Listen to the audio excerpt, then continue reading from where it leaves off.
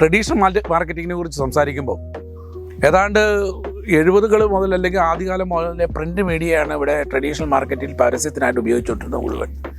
Print media അത് കഴിഞ്ഞ് പിന്നെ റേഡിയോ വരുന്നു, റേഡിയോയ്ക്ക് ശേഷം TV വരുന്നു.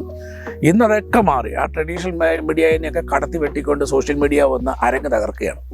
പക്ഷേ യഥാർത്ഥത്തിൽ നമ്മൾ പറയും ഒരു ലിഖിത പരസ്യങ്ങളാണ് ഏറ്റവും നല്ലത്, അല്ലെങ്കിൽ ജനങ്ങൾ കൂടുതൽ വിശ്വസിക്കുന്നു എന്നുള്ളതിന് ഒത്തിരിയേറെ തെളിവുകളുണ്ട്. കാരണം ഈ അടുത്ത കാലത്ത് തന്നെ പല റിപ്പോർട്ടുകൾ പുറത്തു വന്നുകൊണ്ടിരിക്കുന്നു. പ്രിൻ്റ് മീഡിയ ഇപ്പോഴും അതിൻ്റെ ശക്തി ക്ഷയിച്ചിട്ടില്ല, അതിന് പവർഫുൾ ആണെന്ന്. അതിൻ്റെ ഏറ്റവും വലിയ തെളിവാണ് ഈ കഴിഞ്ഞ 24-ാം തീയതി വന്ന ജെയിൻ യൂണിവേഴ്സിറ്റിയുടെ പരസ്യം തന്നെ.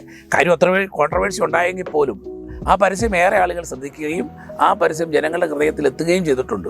പിന്നെ പത്രങ്ങളെ അത് കുറ്റപ്പെടുത്തുന്നുണ്ട്, മാധ്യമങ്ങൾ അങ്ങനെ ഒരു നുണപ്രചരണം നടത്തിയെന്നൊക്കെ പറയുന്ന വാദകോലാഹലങ്ങൾ നടക്കുന്നുണ്ടെങ്കിൽ പോലും ഞാൻ പറയും പ്രിൻ്റ് മീഡിയ എന്ന് പറയുന്നത് ശക്തമായി തിരിച്ചു വന്നിരിക്കുന്നു എന്നുള്ളതിന് ഏറ്റവും വലിയ തെളിവായിരുന്നു.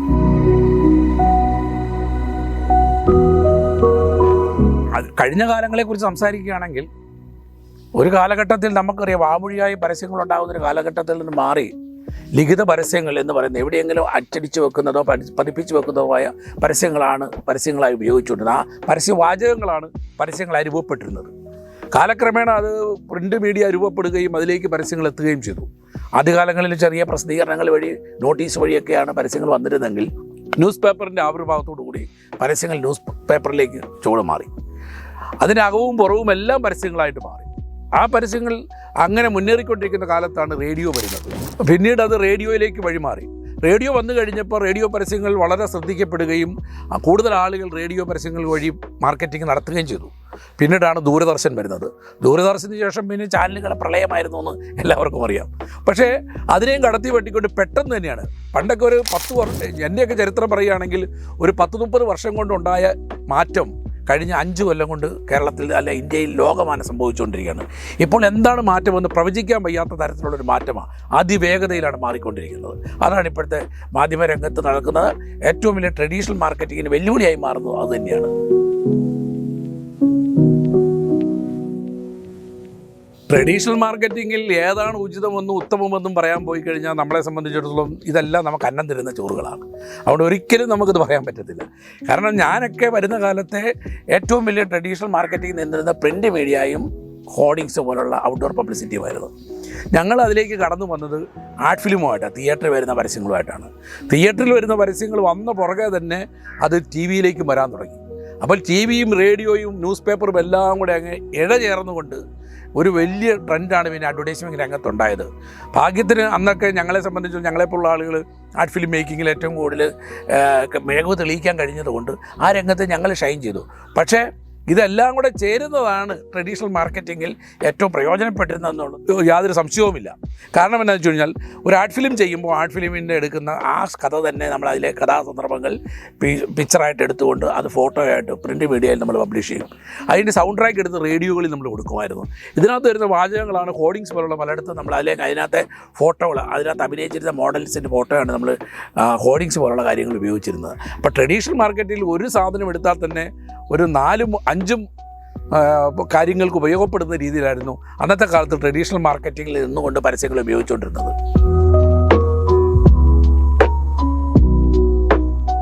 ട്രഡീഷണൽ മാർക്കറ്റിങ്ങിൽ നിന്നും വ്യത്യസ്തമായി വന്ന ഒരു മാധ്യമമാണ് ഈ അടുത്ത കാലത്ത് സോഷ്യൽ മീഡിയ എന്നുള്ളത്. അടുത്ത കാലത്ത് ഞാൻ പറയുന്നില്ല, 5-8 കൊല്ലം 10 കൊല്ലമായി.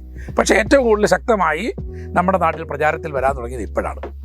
കാര്യം പറയുകയാണെങ്കിൽ ഒറ്റയടിക്ക് ഒരു ദിവസം കൊണ്ട് കോടിക്കണക്കിന് ആളുകളിലേക്ക് ഡിജിറ്റൽ മീഡിയ എത്തുന്നുണ്ട് എന്നുള്ള സത്യം തന്നെയാണ്, സംശയമൊന്നുമില്ല.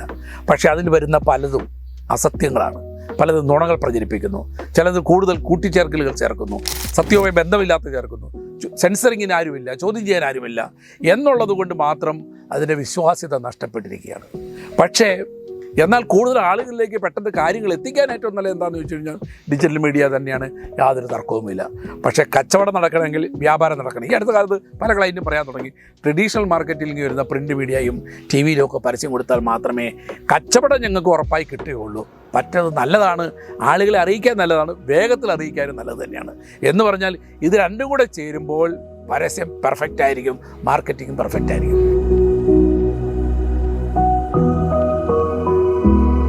പരസ്യം ഏതിൽ വേണമെന്ന് തീരുമാനിക്കുന്നത് പലപ്പോഴും ഏജൻസി ആയിരിക്കും. കാരണം ഏജൻസികൾക്ക് നല്ല പ്രൊഫഷണൽ ഏജൻസികൾക്കെല്ലാം തന്നെ ഒരു സർവേ റിപ്പോർട്ടൊക്കെ കയ്യിലുണ്ടാവും. കാരണം ഓരോ പ്രോഡക്റ്റിനെ ഡിപ്പെൻഡ് ചെയ്തിരിക്കും. പല പ്രോഡക്റ്റുകളും പെട്ടെന്ന് TV പ്രേക്ഷകരാണോ ആ പ്രോഡക്റ്റ് കൂടുതൽ എത്തിക്കാൻ കഴിയുക, പ്രിൻറ്റ് മീഡിയത്തിലാണോ എത്തിക്കാൻ കഴിയുക, റേഡിയോയിലാണോ അതോ ഹോർഡിങ്സിലാണോ ഏറ്റവും കൂടുതൽ ഉപയോഗപ്പെടുത്താൻ കഴിയുക, അതോ ഇനി സോഷ്യൽ മീഡിയയിലാണോ എന്നൊക്കെ തീരുമാനിക്കുന്ന അതായത് പ്രൊഫഷണൽ ഏജൻസികൾ അത് പ്ലാൻ ചെയ്തിട്ട് ഒരു മീഡിയ പ്ലാൻ ക്ലയൻറ്റിന് കൊടുക്കും. അതനുസരിച്ചാണ് ആ മീഡിയ പ്ലാനിന് അനുസൃതമായിട്ടായിരിക്കും പ്രോഡക്റ്റ് ലോഞ്ച് ചെയ്യുന്നതും പരസ്യങ്ങൾ വന്നുകൊണ്ടിരിക്കുന്നതും. അതാണ് അതിനകത്ത് സത്യം.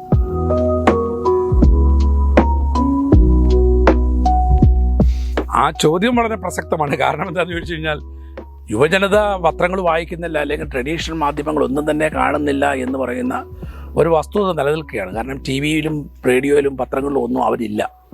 പലപ്പോഴും റേഡിയോ പരസ്യങ്ങൾ ശ്രദ്ധിക്കപ്പെടുന്നത് ട്രാഫിക്കിൽ കിടക്കുമ്പോൾ, ട്രാഫിക് ജാം ഉണ്ടാകുമ്പോഴാണ്. എന്നാൽ ഇവരിൽ പലരും പല അത്യാവശ്യ സന്ദർഭങ്ങളിൽ ഈ ട്രഡീഷണൽ മാധ്യമങ്ങളെ സ്വീകരിക്കുന്നുണ്ട്. എന്നാൽ യൂത്ത് പലപ്പോഴും പോകുന്നത് സോഷ്യൽ മീഡിയയിലേക്കാണ്, ഡിജിറ്റൽ പ്ലാറ്റ്ഫോമിലേക്കാണ്.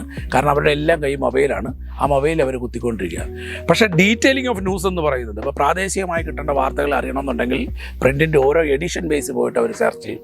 അങ്ങനെയാണ് കിട്ടുന്നത്. അങ്ങനെ പ്രിൻറ്റ് മീഡിയ വളരെ ശക്തമായി തന്നെ ആ പ്രാദേശിക പരസ്യങ്ങളും പ്രാദേശിക വാർത്തകളും കൊടുത്തുകൊണ്ട് പ്രിൻറ്റ് മീഡിയ അതിൻ്റെ ശ്രദ്ധേയമായ നേട്ടം കൈവരിച്ചുകൊണ്ട് തന്നെ ഇരിക്കുക.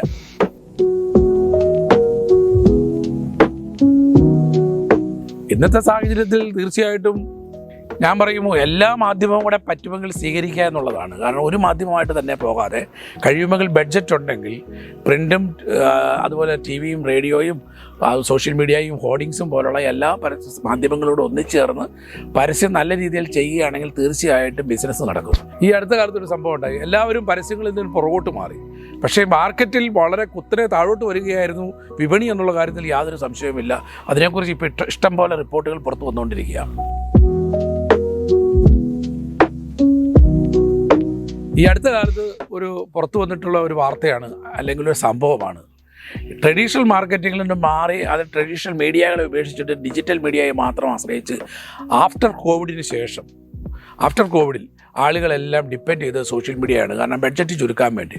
പക്ഷേ എന്താ ഉണ്ടായെന്ന് ചോദിച്ചു കഴിഞ്ഞാൽ വിപണിയിൽ പലരുടെയും താരത്തിളക്കം പുറകോട്ട് പോയി എന്നുള്ളതാണ് സംശയം. പലരുടെയും കച്ചവടം നഷ്ടപ്പെട്ടു. അതിനുശേഷം ഇതിൽ പലരും ചെറിയ രീതിയിലെങ്കിലും പ്രിൻ്റ് മീഡിയയിലും TV-യിലും പരസ്യം ചെയ്തപ്പോൾ കച്ചവടം തിരികെ വരുന്നു എന്ന് പറയുന്ന സൂചനയും കണ്ടു തുടങ്ങിയിട്ടുണ്ട്. അതാണ് ഞാൻ മുമ്പേ സൂചിപ്പിച്ചത്. ഇതെല്ലാം ചേരുന്നൊരു ബ്ലെൻഡാണ് പരസ്യത്തിന് ഏറ്റവും നല്ലതെന്നുള്ള അഭിപ്രായം ഞങ്ങൾക്കുണ്ട്.